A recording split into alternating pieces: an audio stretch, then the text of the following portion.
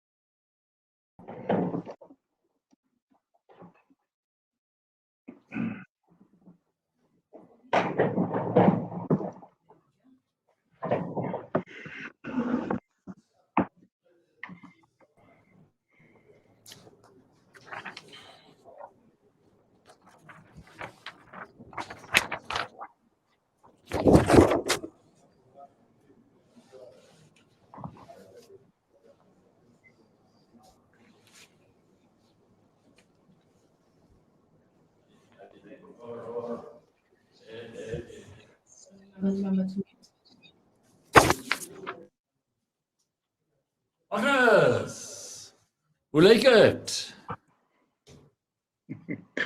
Lyk goed, Kopral. Ja, that's pers. 50% for 32 million. That's what they spent. I want to find 15 cents. How's the Magnus? How you doing? Yeah, Justin, I'm good, thank you. All good, all good. Okay. Your side? Busy? Yeah, I can't complain, thank you. Is Alec keeping you busy? Yeah, a little bit chilly in Jersey, but yeah, I guess we're heading into winter. Yeah, I'm back in town, so I'm with you, I'm with you. Hallo Piet. Hi there, hi there. How's it, Pete? Justin, hi Magnus. Hallo Piet, middag, hoe gaan het? Lekker jy? Ja, lekker man, lekker. Lekker jy. That sounds very matter of fact. Ja, lekker jy. Hoe gaan dit? Rank is off. I just want to check how our funds are doing. How's our money doing, Pete? He's doing very well, thank you, Magnus. I think we had a very good month last month. Really? That's lekker. No, it's good to hear. You deserve it. Ja, that's 7% up. 7% in 1 month. Yeah. Yeah. That's good. That's good. And on the global who's that? side, how the value funds doing? Who's that? Whose notifications are going? That could be mine. Let me just Please get switch out, them off. Please switch them off. Outlook. Sublief. There we go. Out. Oh, Out good. of- out. Thank you. We had a webinar with Orbvest, Justin, the guy Oh, from yes, Orbvest, Yeah. and he had his notifications on. It was shocking. And people were emailing him and cling, cling. You could hardly. The problem is that you get distracted by them, and of course, it doesn't Yes, make that's our recording very good. Yes. Are we all good? Okay. Stu, are we good on your side? YouTube going?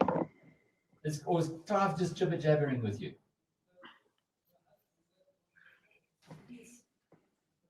Judy's done her job.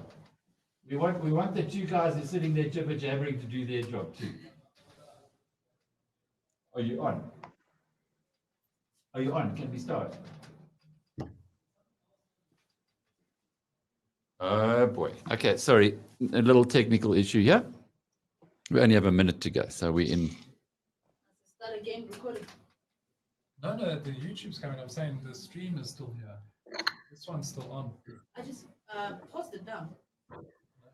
No, obviously didn't. Unless it's just delayed.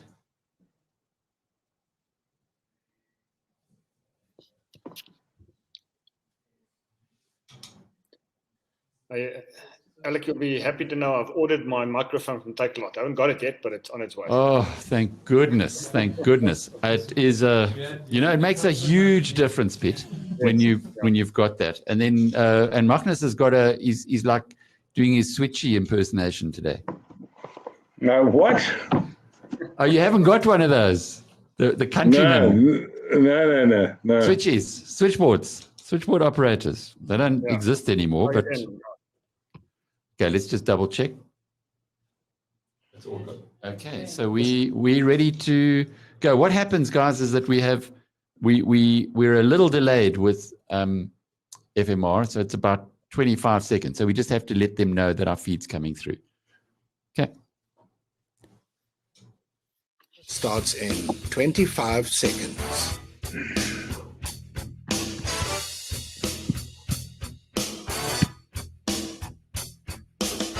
Fifteen seconds.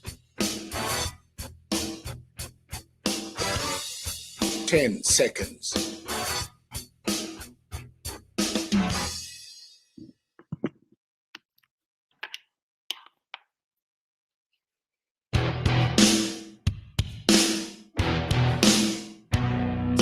The BizNews Power Hour.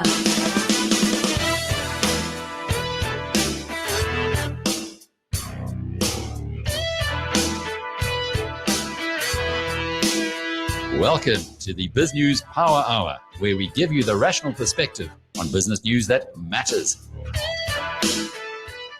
And indeed, we shall be giving you that with our guest co-host tonight, Magnus Haystack. We also have Piet Viljoen, who is our other guest co-host, but he's coming to talk to us tonight about a deal that Naspers has done. 3 years ago, they sold 2% of their shareholding in Tencent, and they got $10.5 billion.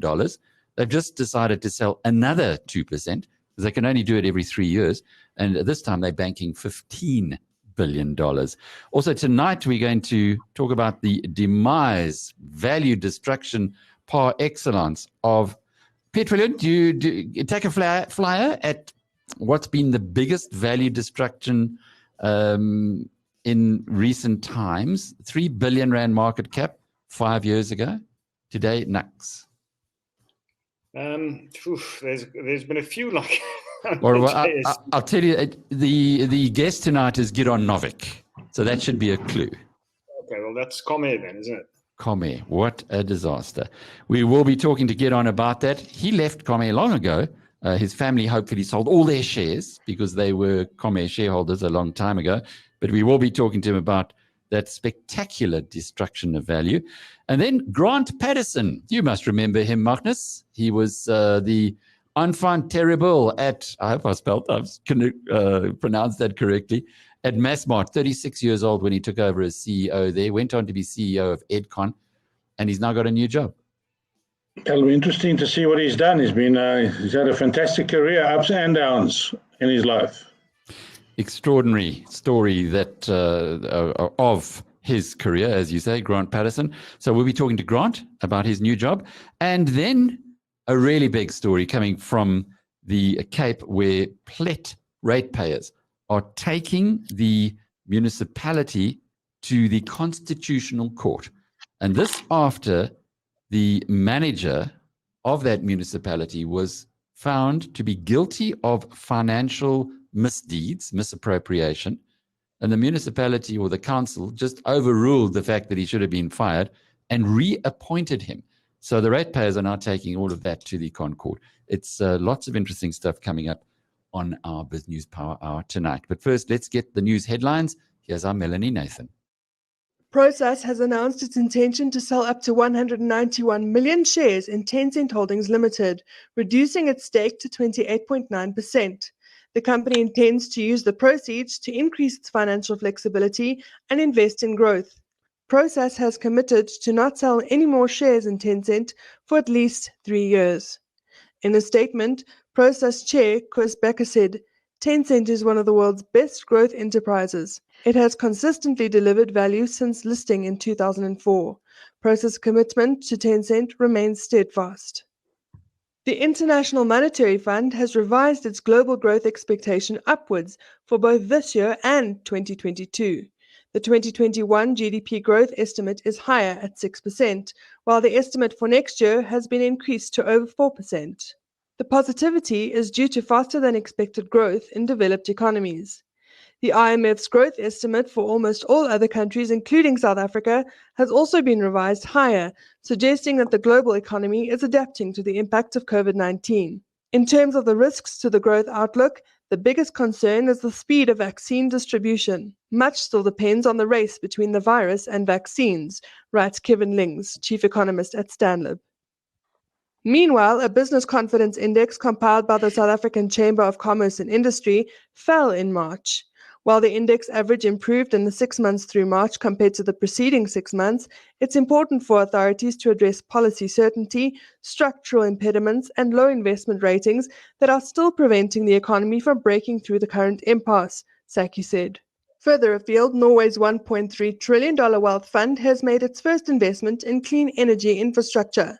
The world's biggest sovereign investment vehicle has agreed to buy half of the Brussels 1 and 2 offshore wind farm from Ørsted of Denmark. The deal is worth just under 1.4 billion euros.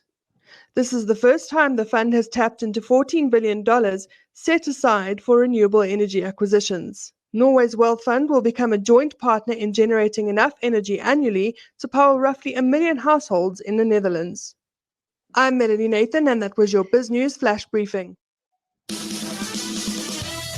You're listening to the BizNews Power Hour, brought to you by the team at biznews.com. Well, the headline story is that $15 billion share sale by Prosus and Naspers. Justin Rowe-Roberts watches the markets. I'm sure you've been watching those two stocks today. Very interesting day, Alec. The JSE All Share Index was down to 67,300. The major highlight of the day was Prosus' announcement to sell 2% stake in Tencent, disposing of 190 million shares, with the proceeds amounting to approximately 210 billion, the same size of South Africa's second largest lender, Standard Bank. Naspers was down 180 rand to 3,480 rand a share. Just slow down a little bit there. So in other words, what they're going to get from the sale of 2% of a company that they bought for just 32 million in 2001 is the same size as Standard Bank, the same market cap as Standard Bank. And double the size of Absa. Wow, jeepers. So 2 Absas. Okay, well done, Naspers. It just shows you how enormous that bet, or enormously successful that bet was. Kudos, Chris Becker. Indeed.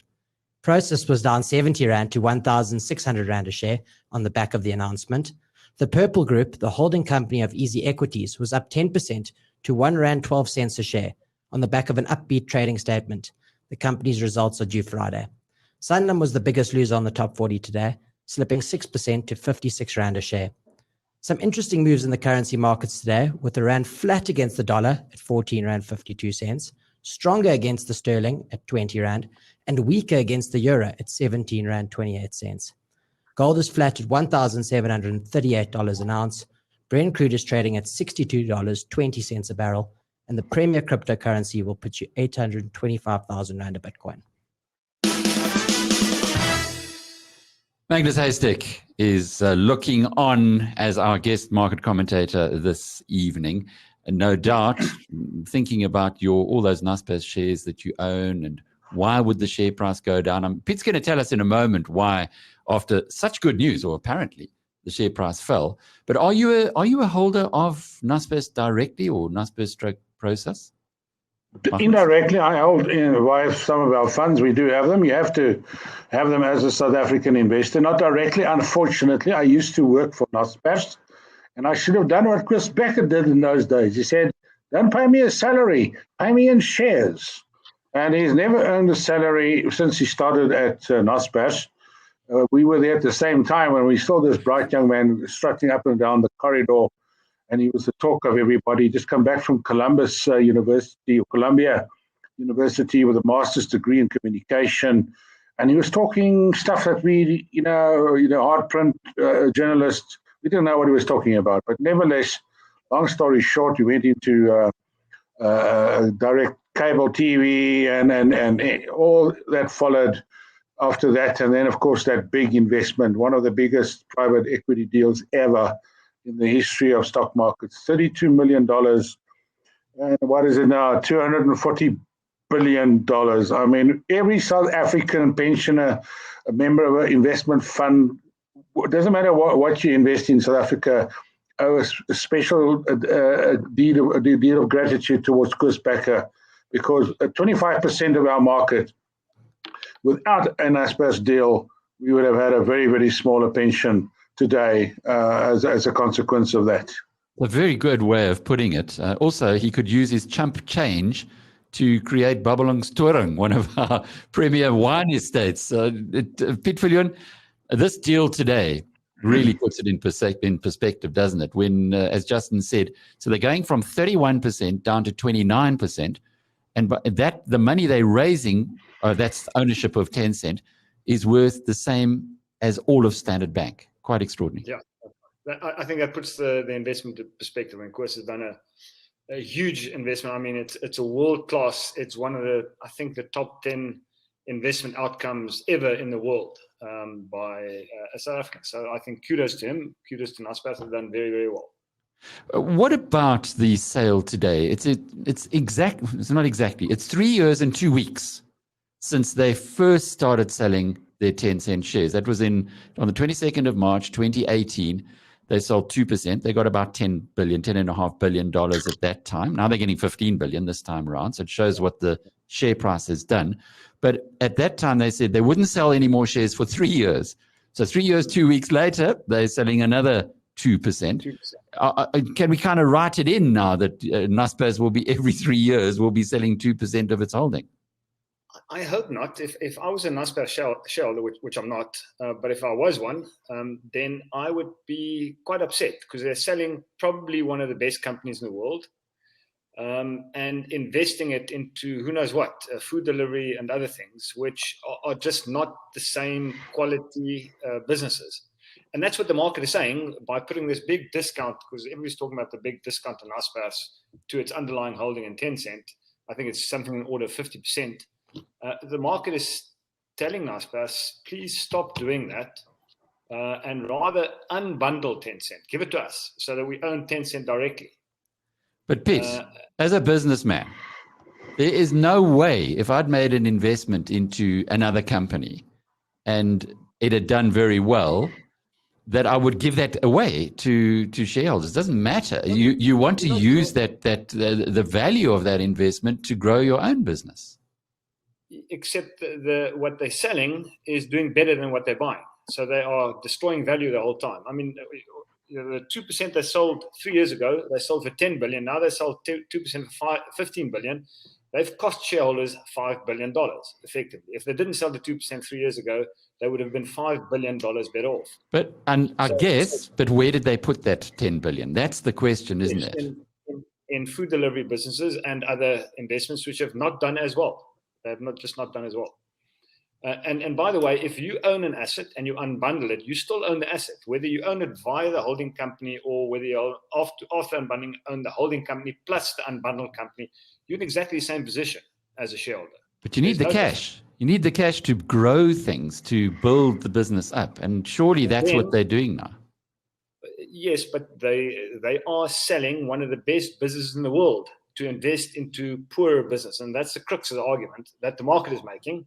And that's why there's such a big discount on Naspers. And they've been tying themselves into knots trying to reduce this discount. But everything they're doing is just making the discount bigger and bigger and bigger. And at some point, that message probably needs to hit home. Pete, how do you think the market would have reacted if Naspers and Prosus came out and said that with the proceeds that they're getting, they're going to give shareholders back via, say, a special dividend? Yeah, I don't understand why you would sell a fantastic asset to pay out a dividend. I mean, you're converting capital into income. It just makes no sense at all. It's value destructive. And Bob van Dijk also said in his declaration that they're selling Tencent shares to buy more Prosus shares. So that underscore what Peter's saying. I mean, maybe there's another reason why they are reducing the Tencent holding. Could it be fears of regulatory intervention by the Chinese government? That might be a factor that we're not fully aware of. That might still happen. So we don't not know, but it's exciting news on the business scene. Could it be, Pete, that the regulatory changes that we're seeing in China, with the Chinese Communist Party getting more of a grip over its major companies, including Tencent, that might have weighed on this decision? If you're selling 2% every 3 years, that train's going to hit you. You're not going to. If there is such a train, I don't know if there is one or not, but that train's going to hit you if you're selling 2% every 3 years. I think a much better corporate strategy, from my simple point of view, would be to unbundle Tencent. Each shareholder can then make up their own mind whether they want to keep it, buy Naspers, buy food delivery businesses, sell it. Then you make up your own mind what you want to do. But then presumably you're saying that they're not going to hit another home run. They're not going to hit another Tencent. It's unlikely. I mean, as I said, that is one of the top 10 deals ever in the history of financial markets. You don't do two of those in your lifetime. Fair enough. But now you're also presuming that where they're going to invest the money is not going to perform as well as Tencent itself into the future. Is that realistic? Well, it hasn't yet. Hasn't yet. It hasn't yet. And I think if one examines the economics of the food delivery business and industry, I think it seems to me that it's just not as good a business. All right. So when you have a look at this from your perspective, are you saying that the market's done the right thing by knocking back the share price of Naspers today by 5%? In other words, sending a big thumbs down to another decision that it doesn't like. Yes, I think the market is generally right. The market is smart. Okay. Mr. Market is not so smart, but the market generally is. No, Mr. Market can be emotional, but on average, he gets it right over time, or she gets it right over time. What does one do then as a Naspers shareholder looking at this? Well, you have no influence, you've got no control. Remember, Naspers are in shares, they're non-voting shares. So you have no influence, no control, and you are beholden to the strategies implemented by head office. And if you agree with the strategy, then you buy more. If the share price goes down and you think the strategy is a good one, then you buy more. And if you don't, then you sell the shares. I think that's the course of action that each shareholder needs to decide for themselves. But you are the ultimate value investor. And why I'm so surprised at this is that if you can get something at 50 cents in the dollar, as Warren Buffett tells us, then you must buy it. But in this case, should you be selling Naspers shares and putting the money into Tencent, even though Naspers shares are giving you, to buy Tencent via Naspers, you're getting it at 50 cents in the dollar? Yeah, but they're selling the 10 cents for you. I think the discount is probably warranted because they're taking a good asset and converting that into either income through special dividends, or they're converting into a poorer asset through increasing the exposure to food delivery businesses. So they are reducing the value of the underlying holding consistently. So over time, you'll find that the discount might be warranted. That you only really get 50 cents in the rand at the end of the day. So if you were advising Bob van Dijk and Chris Becker, who are desperate to close that discount, what would you be saying to them? Unbundle Tencent and your problems are over. Unbundle Tencent. Very simple. And what does that mean for people who don't understand the intricacies? That means if you're a Naspers shareholder today and tomorrow they decide to unbundle Tencent, tomorrow you still own Naspers shares, which are a mixture of food delivery and other technology businesses, and you own Tencent separately. And then you can decide what you want to do. You're in exactly the same boat. You just own two counters instead of one. And what would that do to the value of your holding, in theory? Nothing. It'd be exactly the same. But surely, if you're getting the Tencent shares directly and you're getting them at a 50% discount in Naspers, the value of your holding would go up. Yes, so eventually it will go up. Yeah. So immediately there will be no change, but I would guess that the discount in Naspers would reduce tremendously, and you'd have Tencent outright. So I think the return on your investment would go up over time. Well, we know Koos Becker's no mug. We also know he's not getting any younger. Maybe this is his plan. If he can raise $15 billion now, then unbundle the Tencent shares to shareholders and everybody benefits. And Naspers is sitting on, or Prosus is sitting on $15 billion of ammo. Look, Koos and the people in Naspers are very smart. I would not underestimate them. So they probably do have a strategy. It's just that if they have a strategy like that, they either can't or won't communicate to the market, and therefore the market is putting this big discount on Naspers. So there's a communications gap. But if they decided tomorrow, and that's really what I'm getting at, if they decided tomorrow to unbundle the shares in Tencent, because they've now got all this, they've got as much ammo as they would possibly need, what would happen then to the Naspers shares? Presumably, it would go up very strongly. The share price would go up. The share price of Naspers would go up at that. If that were to happen, if they were to announce overnight the unbundling Tencent, then the share price of Naspers would rocket up.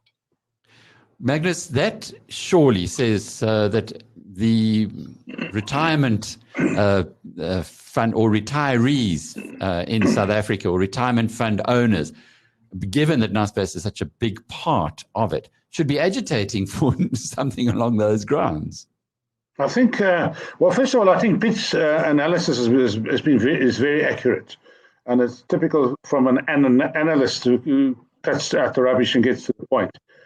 Whether you have it in your name or via process, if it's in your name, as Pitt says, you can decide if you want to sell it or not, or keep it. And I think the discount will rapidly close. So there's a big unlocking of value that might take place. But Alec, you and I know that for how many years have we been discussing this unlocking of the 10-cent discount, and the Naspers people, with all due respect to them, have built a solid Chinese wall around, if I may use that expression. They don't communicate very well. They don't send messages, and they basically said, "Take it or leave it. If you don't like our structures, control structures, bugger off, go buy something else." So far, they've been correct, but you're right. There is a big value unlock to be had at some point in time, and who knows? We might still experience to talk about it in one of these days. I don't think they don't care. I've spent time with Bob van Dijk and Basil Skodos, and this occupies their mind continuously.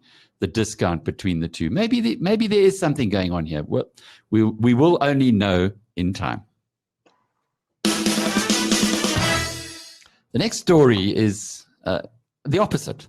We've just heard about the greatest private equity deal probably of all time, which occurred was it 2001, when the Naspers at the time borrowed money to spend $32 million to buy 50% of Tencent. And as we heard earlier, that's been just a great investment.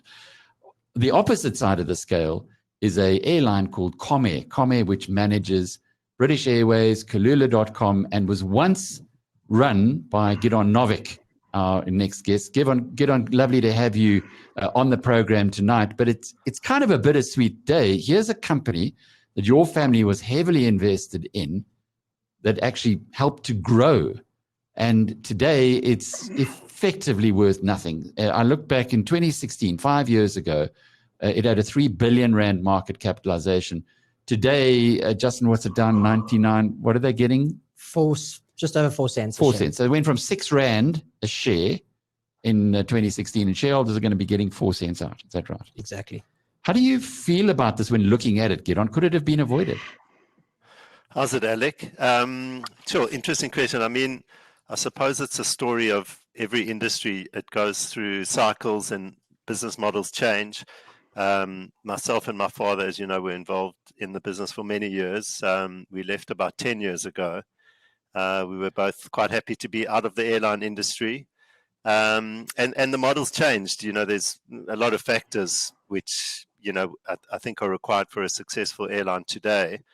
And one of the big issues, obviously, which ultimately becomes the Achilles heel, is an excess of debt and, you know, volatility in the market, which, you know, when the model can't afford to sustain the volatility or deal with the volatility, the debt becomes the killer at the end of the day.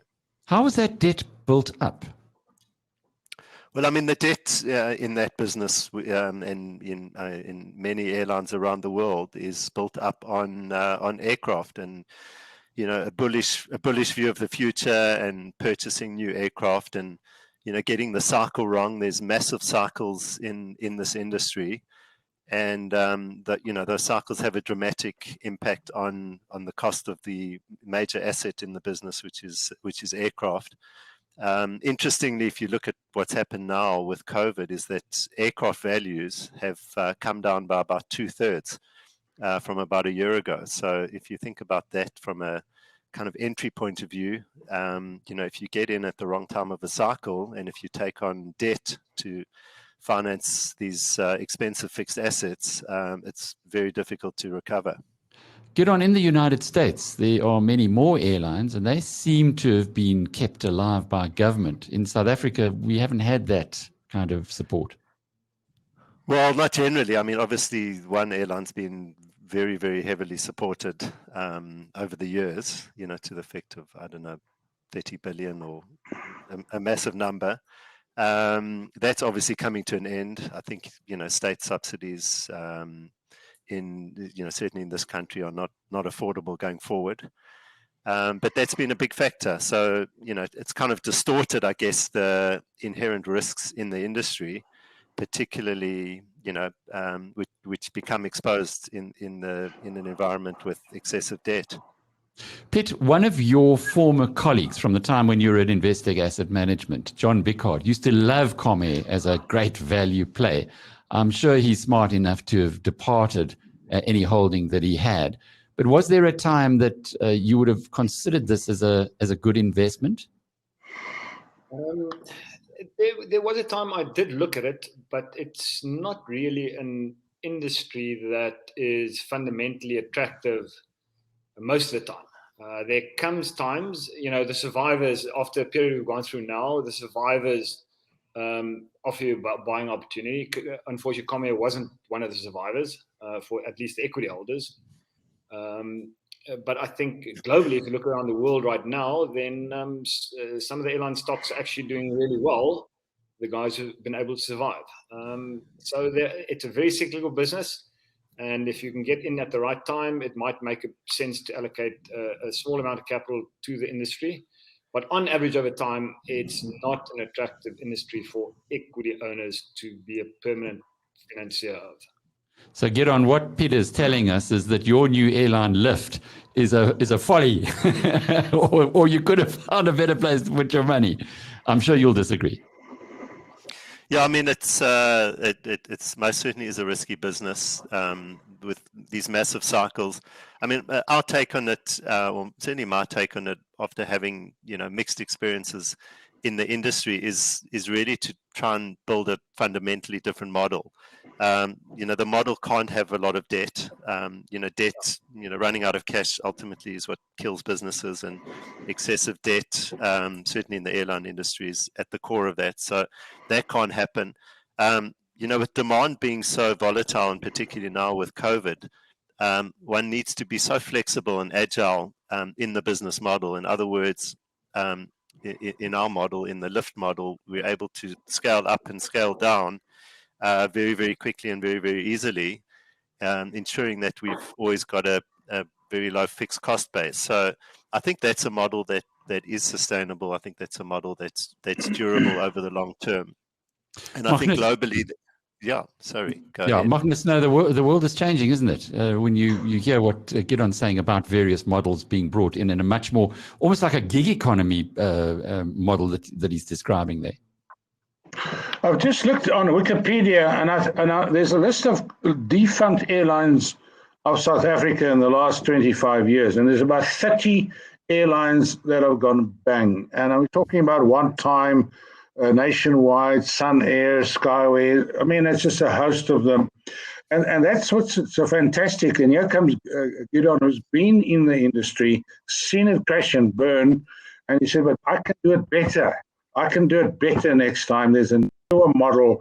I mean, that you need to praise someone like Gideon. That's the spirit of entrepreneurship that we need in this country. He says, yes, 30 guys have failed, but this time it's going to work. And that's quite fantastic. And good luck, Gideon. We're going to watch it. It is, as you say, a big cycle, especially rand-dollar exchange rate, the oil price, the load factors, and all those things, and governments, and COVID to add to that. And you can try and make a business out of that. Well, fantastic. And let's see how much we can support you. Thank you. Let's give your business a lift, as they say. Would you ever list it? Would you ever list it, Gideon? Yeah, I think listing's an interesting, one. I don't typically get into businesses, to exit businesses. I prefer to get in and try and build something durable over time. And if there's an exit, that's fantastic. But I think listing is an option in South Africa. I think the industry gets a lot of attention. The industry's, attractive, to many people, and I think listing, certainly in the Comair scenario for many years, the listing was a successful, kind of financial construct for the entity.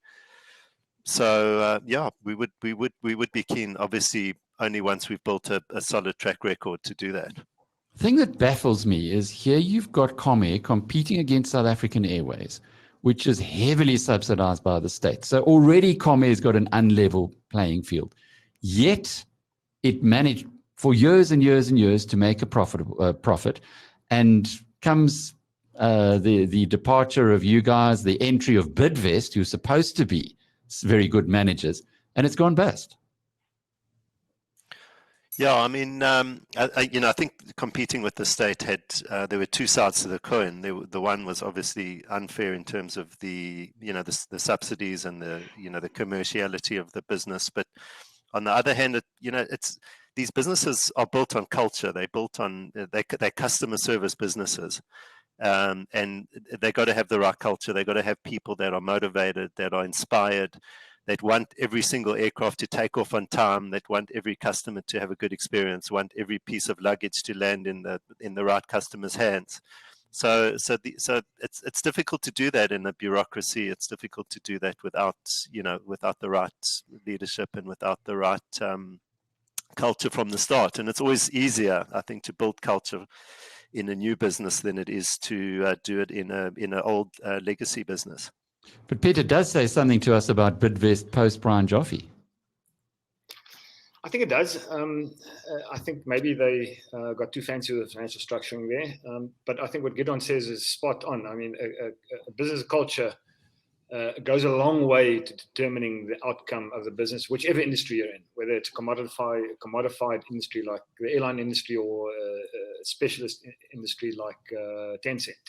I think culture is massive, and I think Gideon has a very good track record of building businesses with good culture. So I can only wish him the best, and I can assure him that I will be a good client.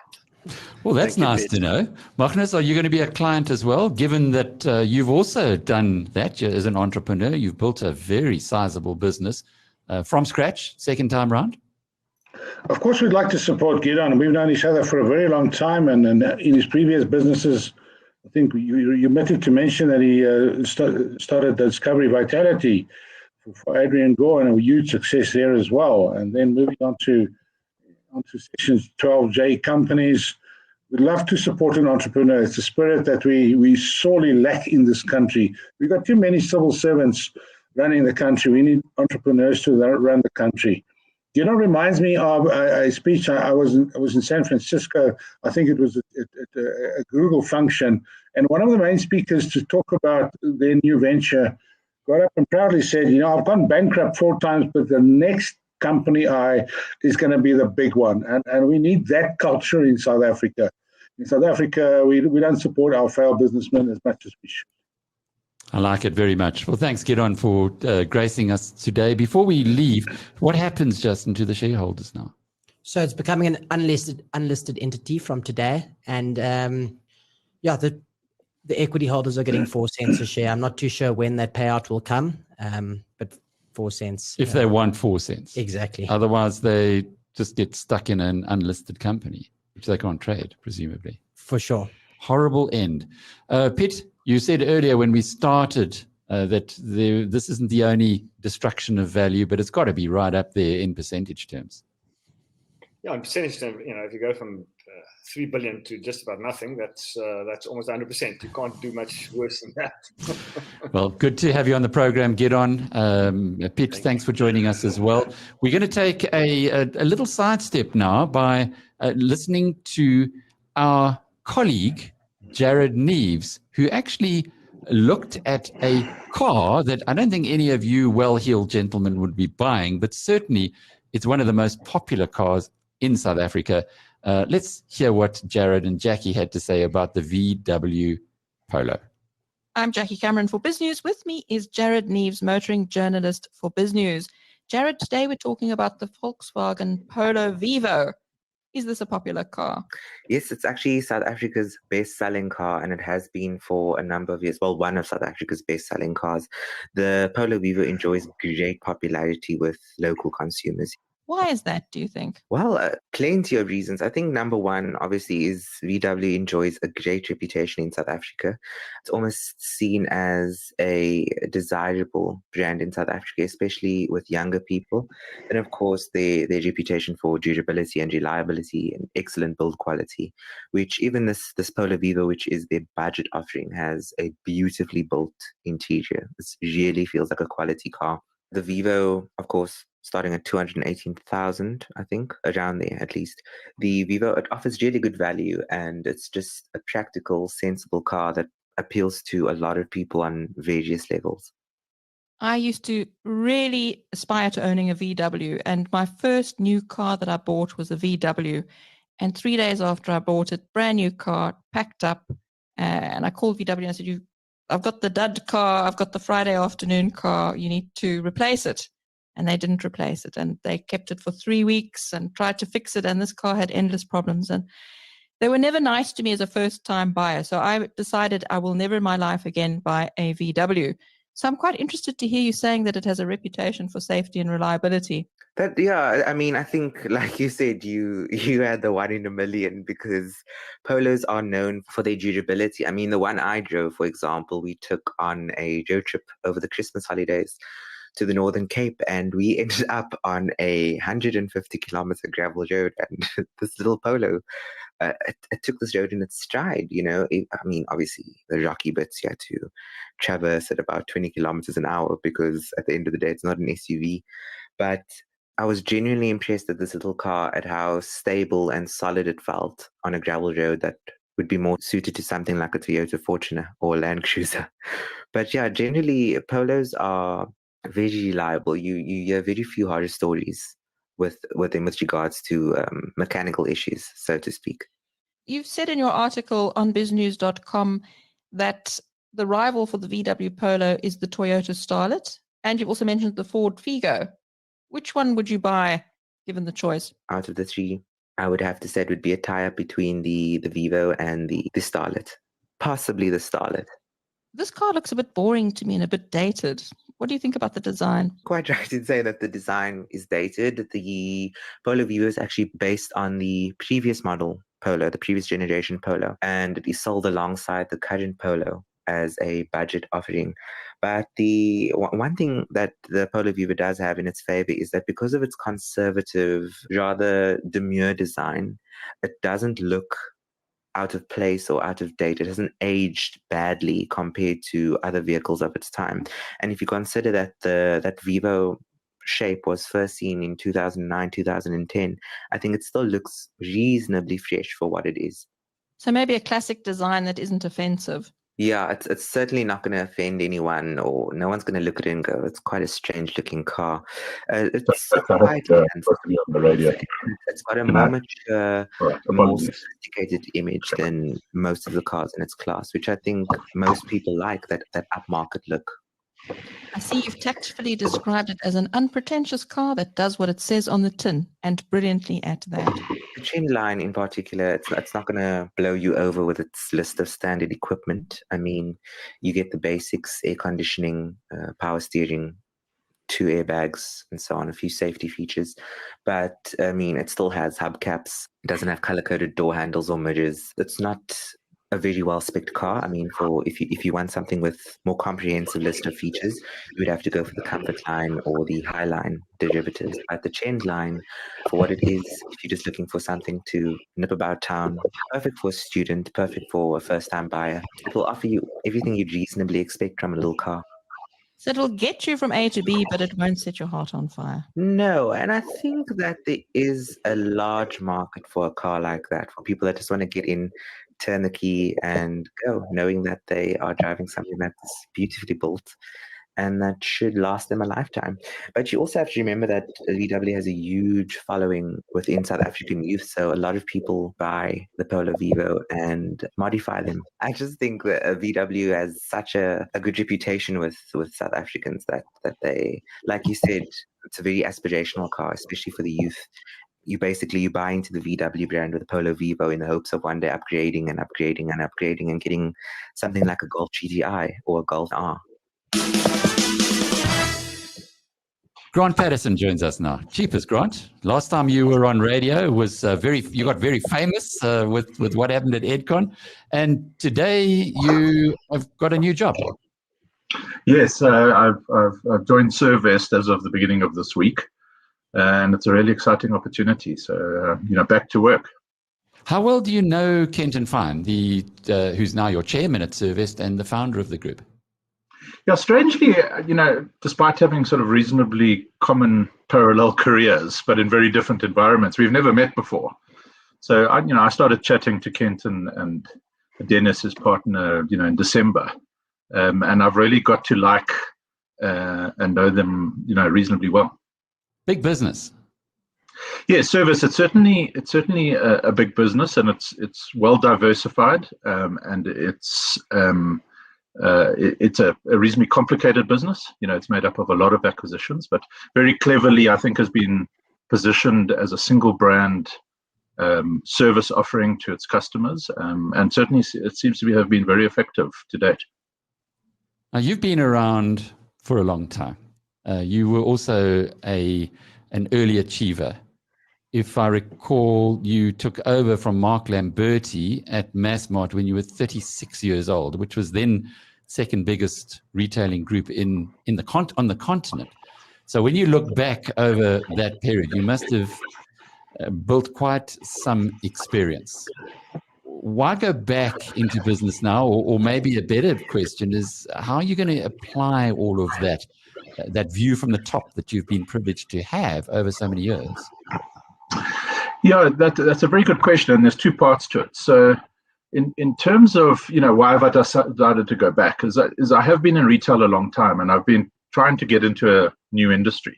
I've just turned 50.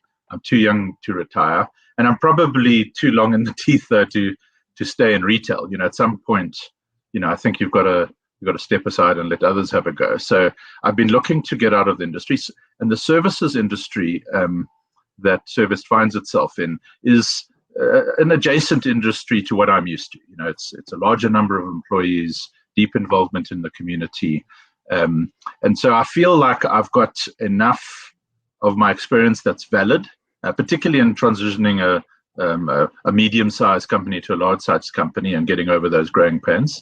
But there's also enough for me to learn from Kenton and the very competent management team in place that I can, be stimulated and enjoy myself. So, when the opportunity came along, it was one of the few opportunities I've had a look at that really excited me. Magnus, you were saying earlier that you've known Grant for a long time.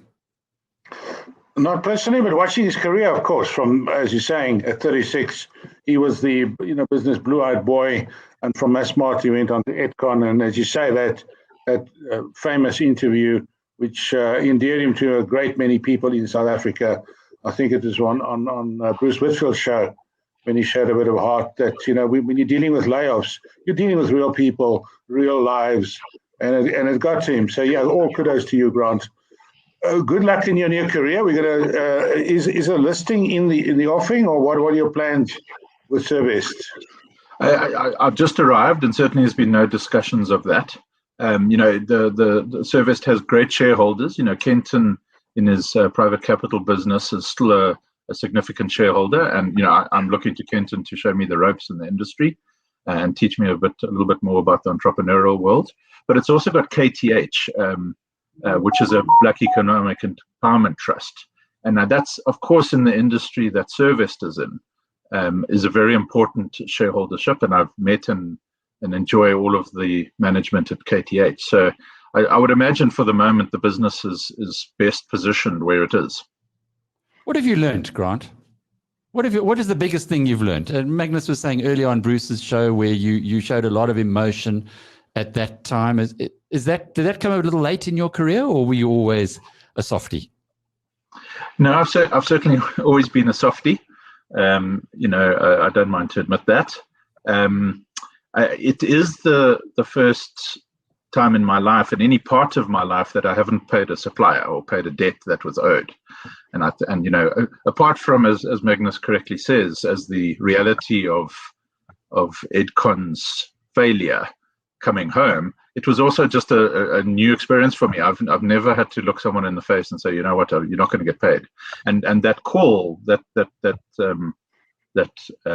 Bruce played on his show was actually me talking to the suppliers in not a private conversation, but certainly not, it wasn't in the media. A lot of people think it was actually on that show, but it wasn't at all. It was me speaking to them and telling them definitively for the first time that they're not going to get paid. And so that was a very emotional thing.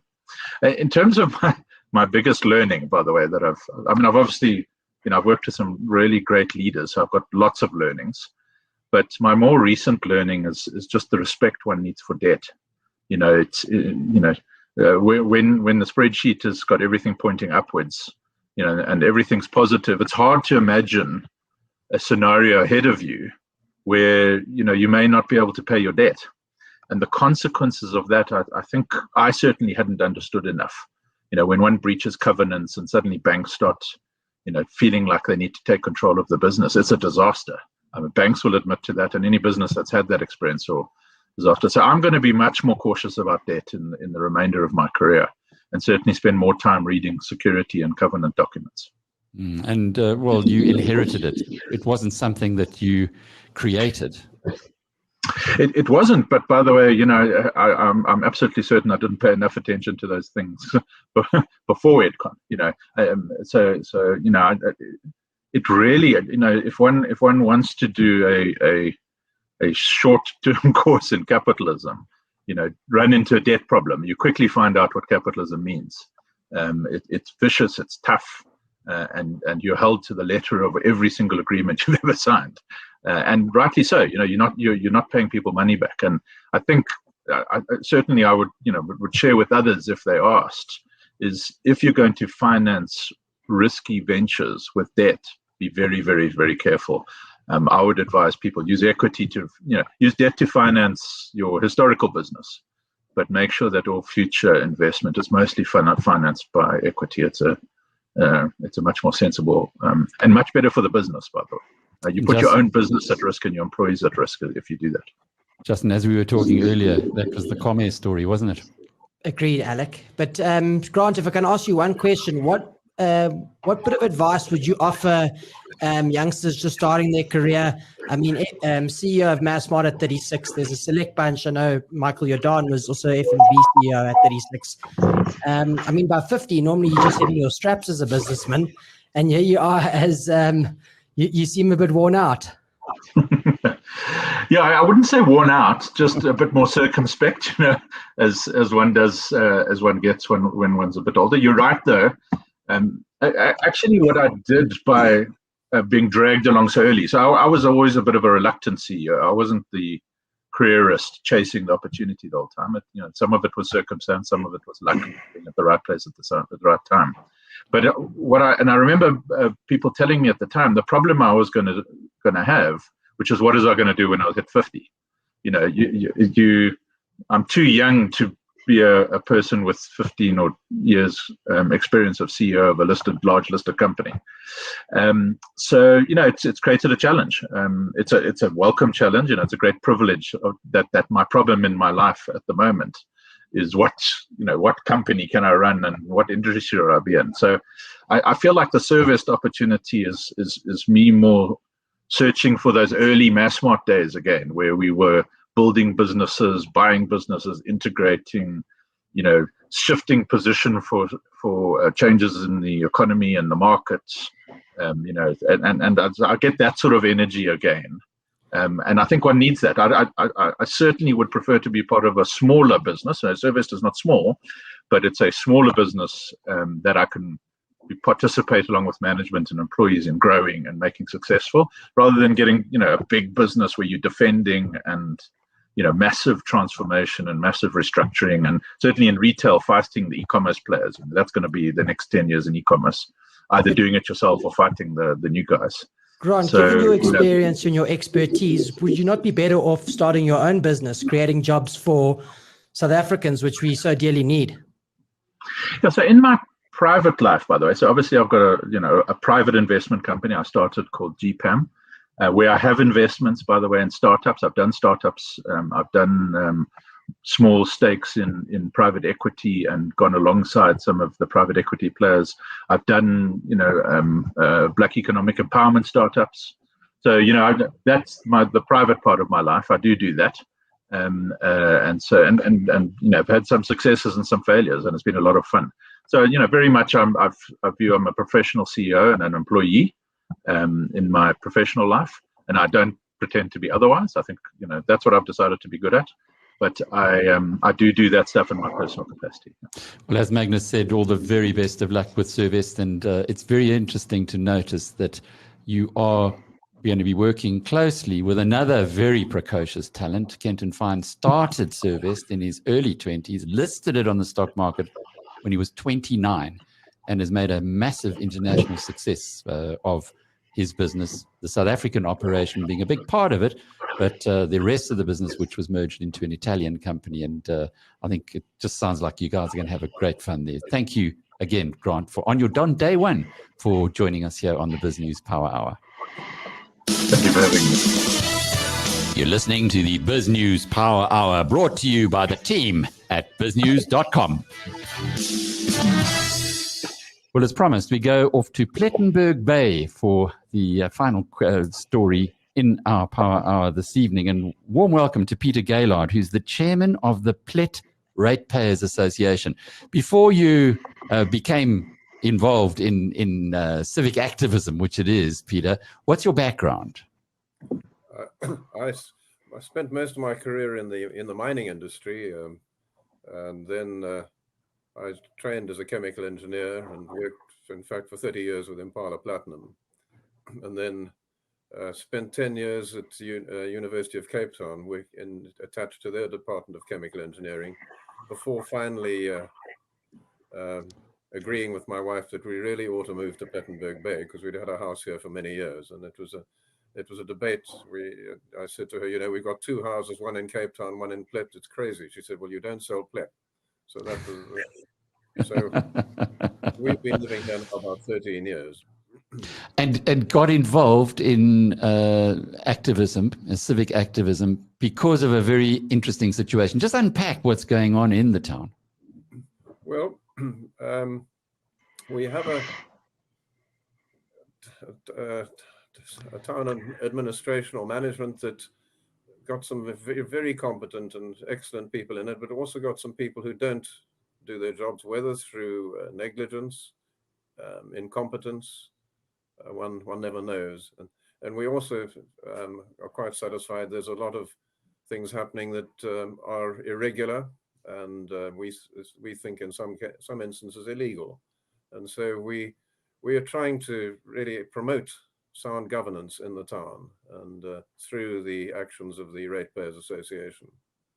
But it's much more detailed than that. You have a manager who appears, certainly from the outside, to have misbehaved rather badly when it comes to the funds that were entrusted to him. What's that story? Well, the current municipal manager was municipal manager here 10, 11 years ago, and he mishandled the funding of the purchase of a proposed purchase of a piece of land that the municipality wanted to buy. And it was valued, I think, from memory, at 24 million or something like that. And the province transferred the funds to the municipality, but on the proviso that they obtain a second valuation. And from memory, I think the second valuation was something like 4 million. So there was something grossly irregular in that. But those funds are mishandled, and arising out of that, he was dismissed following a disciplinary hearing that was chaired by a retired judge of the Supreme Court, Justice Combrink. And that would have been the end of it. But then in 2019, the municipality advertised for a new municipal manager. He applied for the job and was then appointed. And such an appointment has to be approved by the MEC for local government in the Western Cape. And he advised them that he did not approve, but the municipality said, well, we're not going to accept your disapproval. We're going to keep him appointed. So the MEC took them to court, to the Labour Court, and we as ratepayers decided to join in that case as an amicus curiae, friend of the court, to really protect the interests of our members and make sure that our interests were covered in the court hearing. The court ruled that the municipal manager's appointment was in fact illegal, totally irregular. And so the municipality took that on appeal to the Labour Appeal Court. And that hearing was heard in September last year. And the judgment on that came out in February, late February. And was emphatically against it, rejected the appointment, said the appointment was irregular, illegal, and the municipal manager should not be in that. And I should add that at the time he was taken back into employment, the municipality did a special deal with him. They waived his previous dismissal, and in order to settle his previous expenses and the unhappiness he'd faced, etc., in being dismissed, they gave him an upfront payment of R1.5 million to bring him back into the job. And so, quite. So, no, Peter, this is craziness. And anyway, you now taking it to the Constitutional Court. Is this the first time it's ever happened? No, the municipality are taking it to the Constitutional Court. They're applying for leave to appeal, and we have opted to oppose that application for leave to appeal. As I understand the way the Constitutional Court will work in this case, they will hear both the request for leave to appeal and the actual evidence that they would want to present as their appeal. And then the Constitutional Court will either rule, say, yes, we accept that you have a case to be heard, or they'll throw out the application, reject the application, it won't be taken. So we are trying to stop it at the point where they actually apply for leave to appeal, so it doesn't go to the court, because it's very expensive to go to the Constitutional Court, and we're trying to cut down the expenses incurred by the municipality, which is all based on ratepayers' funds. And ratepayers presumably are funding this appeal against the Concord. How much is it costing? We don't know yet. Our advice is it could be several $100,000. If we lose the case, we don't know. But we know that figures we've seen, this whole legal affair with the municipality's conducted in defense of the municipality is somewhere, I think, in excess of R1.5 million already. So, what's their case? Why do they want to appoint a guy who, from the face of what you've told us, appears to be a crook? We really don't know. They say he's the man for the job. He's equipped for the job. He's done it before. And they're totally ignoring the fact that it's contrary to all regulations and contrary to the ruling of the courts and to the objection of the MEC. So we became party to this, and we want to see it through and finished. And when will that be, Peter? When will it all come to a head? I don't know. The application is being made to the court. I'm not sure when it'll be heard. Sometime, we hope in a few months' time later this year, but we don't know. Peter Gaylard, who is the chairman of the Plet Ratepayers Association. I know that there are a heck of a lot of members of the BizNews community who know Plet either through their holidays or maybe second homes or just through people who live there. Magnus, you know Plet well. This is crazy stuff, man. It's one of the Zoom towns that you were talking about yesterday. Everybody is moving to Plet or those environments because you can, and you can run a business from there. And I mean, it's just a sad state of affairs that ratepayers have to take the municipalities to court in the face of blatant, apparent corruption and whatever the reason behind it all might be. So, but ratepayers are doing it all around the country. I mean, the Costa ratepayers had to take their municipality to court to fix up the sewage system, and because that's it's happening all over the country that the municipalities are in a state of corruption. But have I been to Plet lately? No, I haven't cracked a nod yet, but I better go and have a look what's going on there. Well, when you're next there, you can go and see a retired chemical engineer, and I'm sure he'll pour you a glass of wine. Magnus Haystack, lovely having you on the program. Peter, thanks for joining us tonight. Before we close off, Justin, bring us up to date with the markets. The JSE All-Share Index was down to 67,300. The major highlight of the day was Prosus' announcement to sell 2% stake in Tencent, disposing of 190 million shares, with the proceeds amounting to approximately 210 billion rand, the same size of South Africa's second largest lender, Standard Bank. Naspers was down 180 rand to 3,480 rand a share, and Prosus was down 70 rand to 1,600 rand a share on the back of the announcement. The Purple Group, the holding company of Easy Equities, was up 10% to R1.12 a share On the back of an upbeat trading statement, the company's results are due on Friday.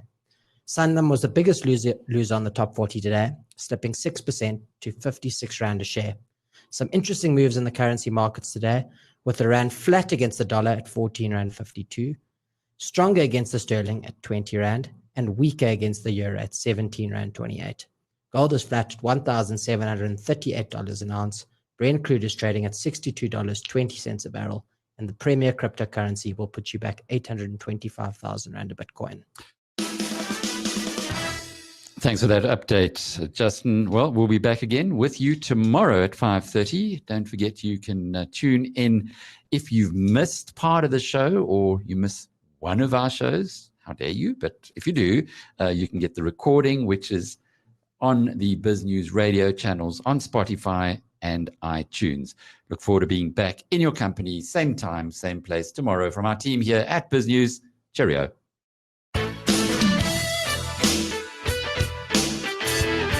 You've been listening to the Power Hour, brought to you by the team at BizNews.